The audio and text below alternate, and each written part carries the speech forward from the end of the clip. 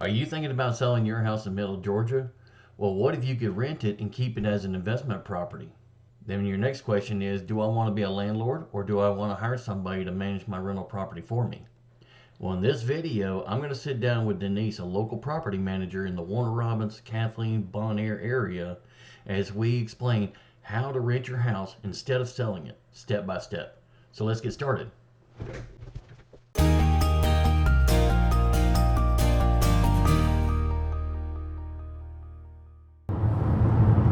All right, so let's talk about some property management. So what is your process, let's say from first phone call, I need you to rent my house, to signing an agreement with the tenant that moves in? How's that process look like? Well, when they first call, first I have to build a rapport with them so that they trust me enough to do it, to manage their property. And if that works, then the next thing is I generally run an analysis on the rental so that they can see in black and white exactly how much it'll rent for, according to market standards. Where are your service areas? The service areas. No, I do Hawkinsville, Warner Robins, and Perry. That's about it. And Bonaire and Kathleen, of course. Yeah, Houston County, Houston and Pulaski County. I really don't like doing Macon. I will, under certain circumstances, obviously, Autumn Trace. But okay, so they call you, you talk to them, they're in an area that you're able to service, and they want to do business with you. What goes from there? From there, I send them a sample agreement between me and them so that they see what everything is. We discuss what kind of fee structure we want to use, as I have a sliding scale fee structure. Mm-hmm. And then if they're good with everything, they sign the agreement. I take over the property and they just get out of my way and let me do it. So they don't have to do anything if they don't want to? No. As a matter of fact, I prefer they not. If there's major repairs, then obviously they've got to do that. Right. But as far as the picking the people and running the credit and criminal background checks and all that stuff, I need everybody out of my way so I can do that. I try to get them in there pretty quick. I have one that I've rented within, a week? Less than. And then I had a couple that I've rented inside of the first couple weeks. So, although I have to say one of my favorite is the Concord Ridge one, because everything around them is cheaper, but they went with mine. So that was pretty cool. Well, why did they go with that one? Because it had a bigger lot and a fenced-in yard. Fenced-in backyard. And they really, they were coming from an apartment, so they really wanted space. They wanted to plant a little garden and that kind of thing. So, and everybody else around there, they were new houses, but the lots were like tiny. 0.15. Oh, I need to drop this off in the mail. Oh, okay. Miss Flora would probably like to be paid. And how often do you pay her? Yeah, whenever I think about it. And yeah, she's been with you almost as long as anybody. We've been together a few years. She don't care when I pay her, as long as I pay her. You've got to remember, the last property manager she had didn't pay her at all. He stole from her. And the reason I pay her that period of time, to be fair, is that she doesn't cash the checks immediately. Now, all of the rest of my clients, I pay them every month. Right. But she just doesn't deposit every month, so I just pay her every 2 or 3 months, and she's good. All right, so you've got somebody that calls you, they want you to rent their house out, and you send them a copy of the agreement between you and them. Then what do you do? Well, it's a generic agreement. It doesn't have anything filled out because I want them to know what they're getting into first. Mm-hmm. I do business a little bit different than most property managers, so I want them to be aware of the differences before they sign with me, because I don't want them coming back and saying, oh, well, you didn't tell me.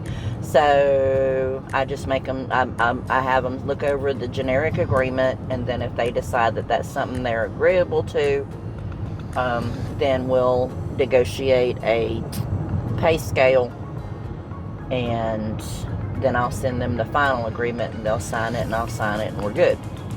So what is the difference between you and a regular real property manager? Well, for one, I answer my phone. Apparently, that's what I keep getting told. Two, according to my owners and my tenants, I am a phenomenal landlord. And Don't believe me? Just ask just Google. look at the reviews. But no, seriously, the biggest difference is I have a sliding pay scale. Okay, so what that means is most of your property managers are 10%, 7 to 10%. You get, when you think about it, you get very little service for 7 to 10%. You get them, they file evictions when necessary, although it's been our experience that, that might not be as often as they need to. It was that one that we had that was like 8 months deep into paying late. They never charged them the late fees, and they never evicted them. Yeah. So, but I mean, the biggest difference between me and other property managers is that sliding scale. So, for the 10%, you get pretty much the same thing you get for any property manager. You get, placement, you get collection of rent, and you get eviction when necessary. And actual inspections. And actual inspections. If you need something repaired, then that is entirely on you. You are completely responsible for payment. I'll find the contractors, but you have to pay it. Okay. So anyway, my sliding scale is 10, 15, or 20. Mm-hmm. So for 10%, you get same thing you get with everybody else. No frills, no muss, no fuss. You pay for everything. Yeah, we'll just keep that amongst ourselves. Okay, so I don't have a sliding scale. Never mind. You've got a sliding scale. I've got a sliding scale, but I'm not going to tell you about it. Scratch that. Yeah, we're not going to tell you about it. You have to find out. You're going to have to call us. Okay, so the sliding scale kind of depends on the percentage. It depends on how much responsibility you want me to take for your property. That's basically the breakdown of it. The more responsibility you want me to take, the more hands-off you want to be, then the more my price goes up. And I do everything from basic management all the way up into full maintenance. Full maintenance. So it just depends. Replacing fences. It just depends on what you need me to do, and that will depend on how much I get paid. Replacing air conditioners. I've done a few of those. Wiring funds from Italy. Yeah, that was fun. To and from Italy, yeah. Yeah, that was fun. Then we did a roof the one time. We had to oversee the roof. Beechwood. Yeah. We had to oversee the roof. So, I do everything from nothing to overseeing all of your major renovations. Now it sounds like an advertisement. One thing that I was going to ask you was, what is the difference between you and a regular property managers, in the sense that, regular property manager is an agent, and don't they have to take first come, first serve that qualifies or something like that? They do. According to the housing code, the first qualified applicant has to be chosen. But I'm not a realtor. I'm not a agent. I don't work under a broker. I don't.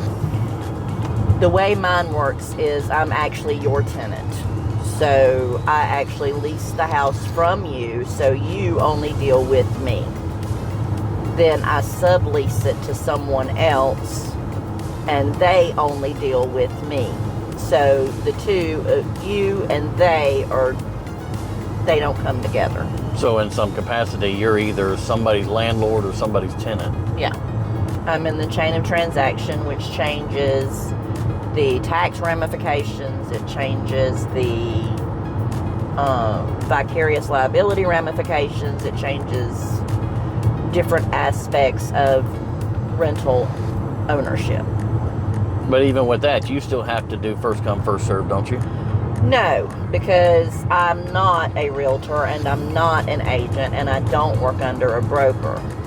I'm a tenant, so I can pick and choose within reason. I mean, obviously I can't discriminate. Right. But There are housing laws against that. there's housing laws against that, yes, but I don't have to go with the very first one. And I usually, if you look at my ads, it usually says we qualify on a best qualified basis. So what that means is sometimes I will take the first one that comes if they're just really, really qualified. But what it basically means is you have to compete to get into one of our houses. So if you've got a renter or a tenant that you like and qualifies and you meet with them, usually what's the briefing that you give them? What's the basic rundown of My what you come to expect? Jesus meeting? Yeah, you come to Jesus My meeting. come to Jesus Tell us meeting. about your come to Jesus meeting. Well, basically, my lease is in plain English. It's 4 pages. And we go over the lease step by step, paragraph by paragraph. I explain anything that they have questions about, and they have to initial each and every page. I tell them what is expected from them, and what I'm willing to allow, and then I tell them what I'm willing to give. As long as they're giving me what I want, they'll get what they want. So, for instance, most property managers, they want the rent in on the first. We have a variation there. We do it on a military-based pay scale, which I don't charge late fees. I think those are ridiculous because, I mean, If you can't afford the you rent. can't afford the rent, you can't afford the late fees. And I know that's just my train of thought, but that's how I think. And the reason I feel that way is because I had one tenant several years ago that was controlled by another property manager. They put her in the house. She was not financially qualified. She had to depend on her child support to be able to pay her rent. And if he didn't pay, she couldn't pay. And she had as much owed in late fees as she did in rent, which I thought was absolutely ridiculous. So I don't do late fees. I do a 5-day grace, but I do react very quickly with evictions. In Georgia, I can have someone evicted inside of 45 days. But if I send you your demand, if you do not pay the rent in the allotted time, I immediately file for an eviction. You have the option to buy out the eviction for a fee as a one-time courtesy. But if I have to file eviction again, you're out. I don't play that. You're either going to pay your rent or you're going to get out of the house. You have to pay to play. That's just my rule. It makes sense because the mortgage companies don't give you any slack. You can't just not pay the mortgage and expect everything to be okay. So you can't just not pay the rent and expect everything to be okay. I treat my tenants very well. Refer to Google reviews. Refer to Google reviews. So once you got somebody in there, I mean, what's the bottom line rules that you tell them? Well, there's a few. I mean, obviously, first and foremost is pay your rent on time or get out. Second is everything has to be the agreement. If you tell me that you don't have pets and I come by there and I find out that you've got pets, that's an automatic termination. Do not lie to me and do not hide from me.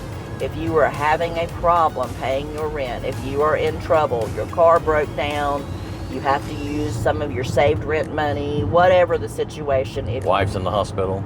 Wife's in the hospital, whatever. If you will talk to me and let me know what's going on, then I will be more willing to work with you. If you hide from me, I'm not going to work with you. I'm going to tell you to pack your stuff and leave.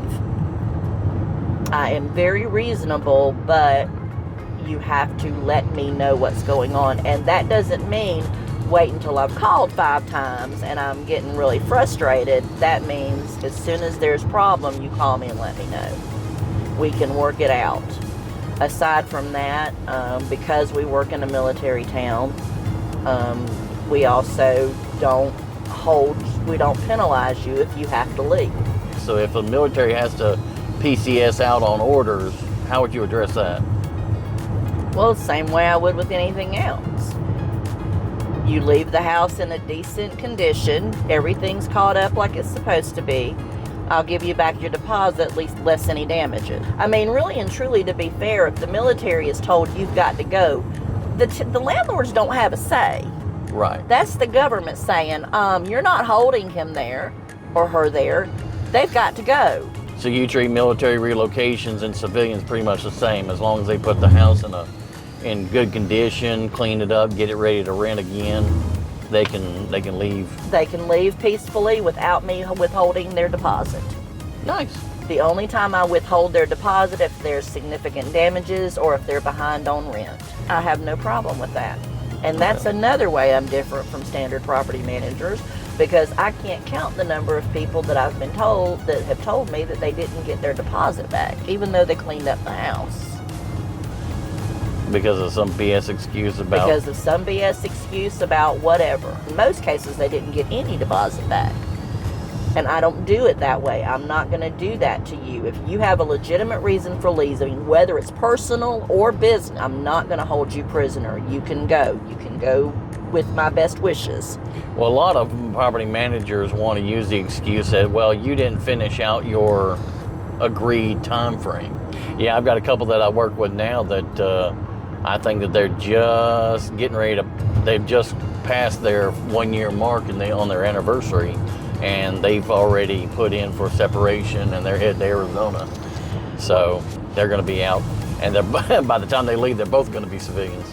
Well, one way I have also come up with to combat that is the first year, regardless of whether they want to stay 1, 3, whatever years, the first year is a lease, and after that it automatically reverts to a month to month. That gives them the freedom to leave and me the freedom to make them leave. So now if it's a month to month, can you still evict them within 30 days?